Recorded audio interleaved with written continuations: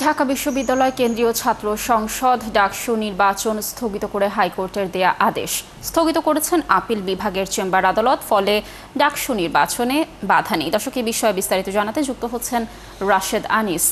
রাশেদ, নিশ্চয়ই শুনতে পাচ্ছেন আমাকে। যেমনটি বলছিলাম যে ডাকসু নির্বাচন স্থগিতে হাইকোর্টের আদেশের আধ ঘন্টার মধ্যে সেই আদেশ পাল্টে স্থগিত করলো চেম্বার জজ আদালত। প্রার্থীদের প্রতিক্রিয়া কেমন দেখছেন? আপনার কাছে কি তথ্য রয়েছে এ বিষয়ে জানাবেন।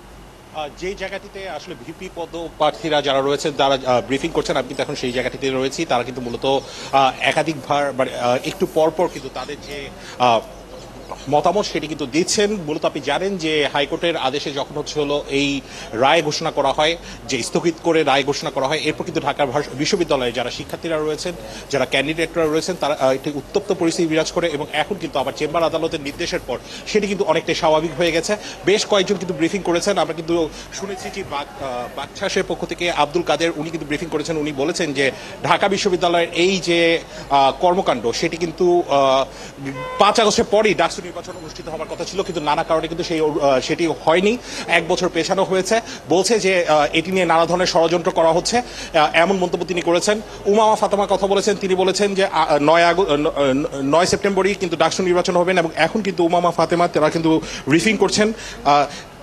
আমরা কিন্তু শুনেছি ছাত্র দলের পক্ষ থেকেও কিন্তু আবিদুল, তিনি কিন্তু এই যে দায়, এই রিট করার যে দায় হাইকোর্টে, সেটি কিন্তু দিয়েছেন। তিনি মূলত নির্বাচন কমিশন এবং ঢাকা বিশ্ববিদ্যালয়ের যারা কর্তৃপক্ষ রয়েছেন তাদেরকে আমরা একটু সরাসরি যুক্ত হওয়ার চেষ্টা করব ব্রিফিংয়ে। সকল বিশ্ববিদ্যালয়ে এক ধরনের গণতান্ত্রিক পরিবেশ, এক ধরনের সকল পক্ষ, সকল রাজনৈতিক শক্তি, সকল ছাত্রছাত্রী, প্রার্থী, সাধারণ ছাত্র সকলের মধ্যে অত্যন্ত উৎসব মুখর এবং অত্যন্ত একটা আশাব্যঞ্জক এবং গণতান্ত্রিক পরিবেশ বিরাজ করছিল। এই পরিস্থিতিতে এসে যখন আমাদের চট্টগ্রাম বিশ্ববিদ্যালয় উত্তপ্ত হলো, যখন বাংলাদেশ কৃষি বিশ্ববিদ্যালয় উত্তপ্ত হলো এবং ঢাকা বিশ্ববিদ্যালয় আজকে উত্তপ্ত করার চেষ্টা করা হলো, তার মাধ্যমে আমরা বুঝতে পারি যে একই শক্তি তারা কিন্তু নানান উপায়ে এই বিশ্ববিদ্যালয়গুলোকে উত্তপ্ত করার চেষ্টা করছে। যারা এই চট্টগ্রাম বিশ্ববিদ্যালয়ের ঘটনাকে পিছনে ইন্ধন দিচ্ছে, তারাই কিন্তু ঢাকা বিশ্ববিদ্যালয়ের ডাকসু নির্বাচনকে নানানভাবে বন্ধ ঘোষণার চেষ্টা করছে। আমরা এখানে সরাসরি বলতে চাই যে আজকে যে হাইকোর্টের মাধ্যমে একটা ঘোষণা দেওয়া হলো, হাইকোর্টের মাধ্যমে যে বলা হলো যে এখানে ডাকসু নির্বাচন হবে না, এখানে ভোটার তালিকা প্রণয়ন হয়েছে 10 আগস্ট, ভোটার তালিকা প্রণয়ন হয়েছে 11 আগস্ট, প্রার্থিতা নেওয়া এবং প্রার্থিতা প্রত্যাহারের ঘটনা ঘটছে 25 আগস্ট পর্যন্ত। এই পুরোটা সময় এখানে কিন্তু ওই গোষ্ঠী চাইলে তারা এখানে রিট করতে পারতো, কিন্তু ডাকসু নির্বাচন যখন প্রায় ঘনিয়ে এসেছে ওই সময় কিন্তু এসে তারা হাইকোর্টে রিট করছে।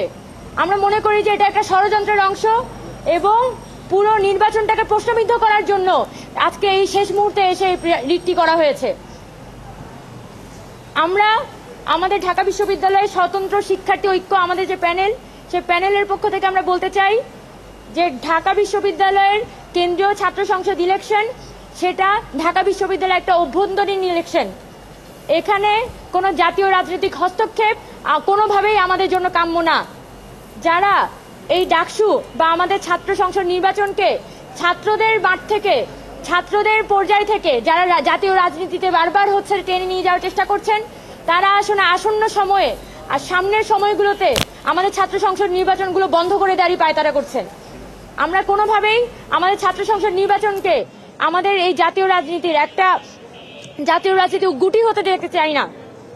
সোজা কথা, এই ডাকসু নির্বাচন আমরা এই 9 সেপ্টেম্বরেই দেখতে চাই এবং আমরা খুব দ্রুত নির্বাচন কমিশনের সাথে দেখা করব এবং আমরা সরাসরি বলবো যে ডাকসু নির্বাচন কোনোভাবে 9 সেপ্টেম্বরের থেকে বিলম্বিত হতে পারবে না।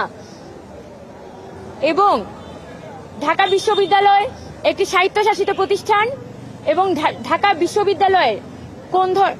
বিশ্ববিদ্যালয়ের ইলেকশনের মধ্যে কিভাবে আসলে এখানে প্রসেসিং হবে, কি হবে না হবে, এটা ঢাকা বিশ্ববিদ্যালয়ের অভ্যন্তরীণ সিদ্ধান্ত।